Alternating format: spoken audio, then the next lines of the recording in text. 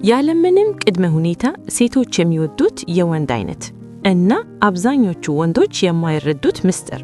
ብዙ ወንዶች በህይወታቸው በግንኙነታቸውና በሳቢነት ጉዟቸው ውስጥ ሲያልፉ አንዳንዴ በቀጥታ ሌላ ጊዜ ደግሞ በውስጣቸው ራሳቸውን የሚጠይቁት አንድ ቀላል ግን ኃያል ጥያቄ አለ። ሴቶች ስለሌለው ነገር ሳይሆን ስለሚሰጣቸው ጥቅም ሳይሆን ወይም አንድ ነገር ስላረጋገጠላቸው ሳይሆን ዝም ብሎ ስለማንነቱ ብቻ ከልባቸው የሚወዱት የወንድ አይነት ምን አይነት ነው? መጀመሪያ ላይ ወደ አእምሮህ የሚመጡት መልሶች የተለመዱ ሊሆኑ ይችላሉ። ገንዘብ፣ መልክ፣ ዝና ወይም ደረጃ፣ በራስ መተማመን፣ ስኬት።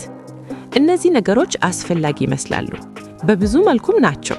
ነገር ግን ታሪኩ እዚህ ጋር ጥልቅ ይሆናል። ምክንያቱም ከሁኔታዎች ከላዩን ሳቢነትና ከጊዜያዊ መነቃቃት በላይ የሆነ ጠንካራና ዘላቂ ስሜት የሚፈጥር አንድ አይነት ወንድ አለ። የሚገርመው ነገር ደግሞ አብዛኞቹ ወንዶች ይህንን ሰው ችላ ይሉታል። የተደበቀ ስለሆነ ሳይሆን በጣም ቀላል ስለሆነ። አስቀኙ አለመረዳት። እውነቱን እንነጋገር፣ ምክንያቱም ነገሩ እውነተኛም ትንሽም የሚያስቅ ነው። ብዙ ወንዶች የሴቶችን ቀልብ መሳብ ማለት እንደ አንድ የሥራ ዝርዝር አድርገው ያስቡታል። በቂ ገንዘብ ካለኝ ልክ ነው፣ ጥሩ ከለበስኩኝ ልክ ነው፣ ትክክለኛውን ነገር ከተናገርኩ ልክ ነው፣ በራስ መተማመን ካሳየው ልክ ነው። አንዴ እነዚህን ዝርዝሮች ካሟሉ በኋላ ሳቢነት በራሱ ይመጣል ብለው ይጠብቃሉ። ነገር ግን ሳቢነት ወይም አትራክሽን የሥራ ዝርዝር አይደለም፣ ስሜት ነው። ስሜት ደግሞ በዝግጅት ወይም በፍጹምነት አይፈጠርም። የሚፈጠረው በእውነተኝነት ነው። አስቀኙ ነገር ደግሞ አንዳንዴ ለመሳብ ትንሹን ጥረት የሚያጀርበው ወንድ ይበልጥ ሳቢ ሆኖ ይገኛል። ከራሱ ጋር የተስማማ ነው። የመጀመሪያውና ትልቁ ባህሪ ለረጅም ጊዜ ሊቀጥል የሚችልና የማይዋሽ ነው። እሱ ከራሱ ጋር ሰላም ነው። ፍጹም ስለሆነ አይደለም፣ እንከን የሌለው ስለሆነም አይደለም። ነገር ግን ከማንነቱ ጋር የተስማማ ነው። ሁልጊዜ ከሌሎች ዕውቅናን አይፈልግም። ለሁኔታዎች ለማመቻቸት ስብዕናውን አይቀያየርም። በየደቂቃው ሰዎችን ለማስደነቅ አይሞክርም። ያ ከራሱ ጋር ያለው ስምምነት ደግሞ የተረጋጋና ማራኪ ኃይል ይፈጥርለታል። ምክንያቱም አንድ ወንድ ከራሱ ጋር ሲስማማ ሌሎች ሰዎችም በእሱ አጠገብ ሲሆኑ ምቾት ይሰማቸዋል። የራሱ አቅጣጫ አለው። ይህ አይነት ወንድ የጠፋ አይደለም። ዝርዝር ነገሮችን ገና እያስተካከለ ቢሆን እንኳን ወዴት እንደሚሄድ ያውቃል። ግቦች አሉት፣ ዓላማ አለው፣ አቅጣጫ አለው። በዚህ ምክንያት ሕይወቱ በሙሉ የሰዎችን ትኩረት ወይም ይሁና መፈለግ ላይ አይሸከከርም። የሆነ ነገር እየገነባ ነው፣ ወደ ሆነ ነገር እየተጓዘ ነው። ይህ ደግሞ ተፈጥሯዊ ክብሩን ያመጣለታል። አቅጣጫ መኖር ሳቢ ነው፣ ሰዎችን ስለሚያስደንቅ ሳይሆን ጽኑ ስለሆነ። ሁሉንም ለማስደነቅ አይሞክርም። ሁሉንም ሰው ለማስደሰት የማይጥር ወንድ ልዩ የሆነ ማራኪነት አለው። ጨዋ ነው፣ አክባር ነው፣ ግን እንዲወዱት ብሎ አይለምንም።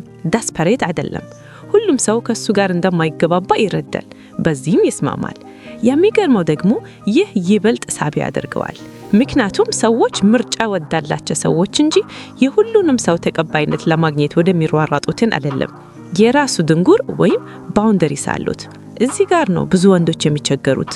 መወደድ ማለት ለሁሉም ነገር እሺ ማለት፣ ሁልጊዜ ዝግጁ መሆን፣ ግጭትን መሻሽና ሁልጊዜ ሌሎችን ማስደሰት ይመስላቸዋል።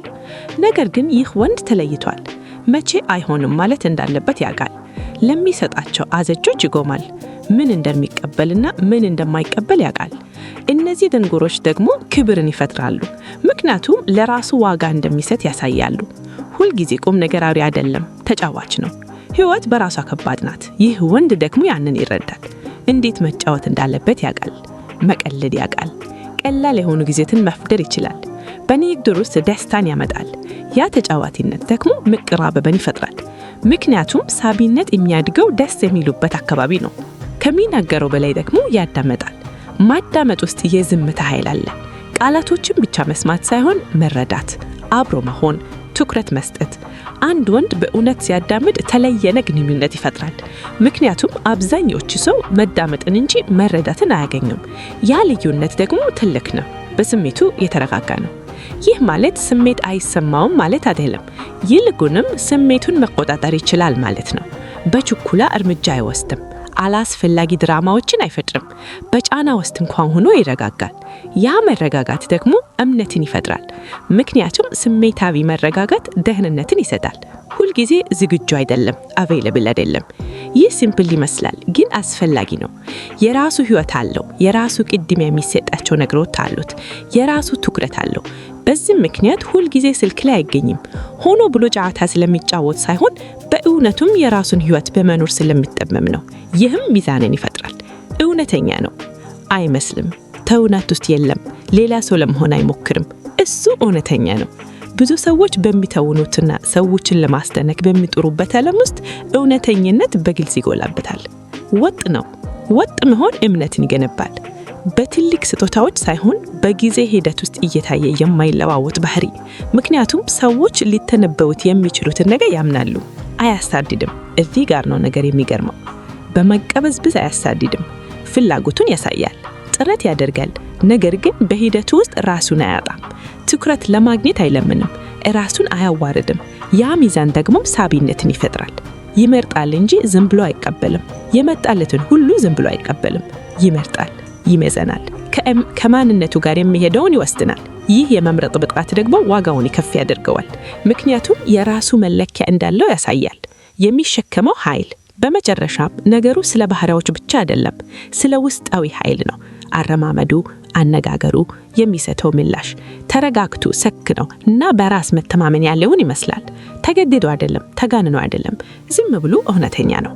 አብዛኞቹ ወንዶች የማይረዱት እውነት ሁሉን ነገር ተክልል ስናደርገው፣ ሴቶች አንድን ወንድ ያለ ምንም ቅድመ ሁኔታ የሚወዱት ፍጹም ስለሆነ አይደለም። የሚወዱት እውነተኛ፣ ጽኑና ከራሱ ጋር የተስማማ ስለሆነ ነው። ሌሎችን ለማግኘት ሲል ራሱን ስለማያጣ ነው። ተቀባይነት ለማግኘት ስለማይተውኑ ነው። ዝም ብሎ ማንነቱ ስለሆነ ነው። ይህ ደግሞ ብርቅ ነው። ሁለት ወንዶችን አስብ። አንዱ ሌሎች የሚፈልጉትን ለመሆን ሁልጊዜ ይጥራል። ራሱን ያስተካክላል፣ ይቀያየራል፣ ያስረዳል፣ ያረጋግጣል። ሁለተኛው ደግሞ ራሱን ይገነባል፣ ራሱን ይረዳል፣ ከእጆቹ ጋር ይስማማል። በጊዜው ሂደት ውስጥ አንዱ ይዘላል፣ ሁለተኛው ደግሞ ይከበራል። ልዩነቱ የመጣው ከጥረት ብዛት ሳይሆን ከማንነት ስምምነት ነው። ስለዚህ ሴቶች ያለምንም ቅድመ ሁኔታ የሚወዱት የወንድ አይነት ለመሆን እየጠራህ ከሆነ ለሌሎች ስትል ብዙ ለመሆን አትላም። ይልቁንም ይበልጥ ራስህን ለመሆን ትኩረት አድርግ። ይበልጥ ግልጽ ሁን፣ ይበልጥ ተረጋግ፣ ይበልጥ ከራስ ጋር ተስማማ። ምክንያቱም የሰዎችን ይሁን መፈለግ አቁመህ ከራስህን ማንነት መገንባት ስትጀምር አንድ ነገር ይለወጣል። ሳቢነትም የምታሳድደው ነገር መሆኑን ይቆምና በተፈጥሮ የምትፈጥረው ነገር ይሆናል።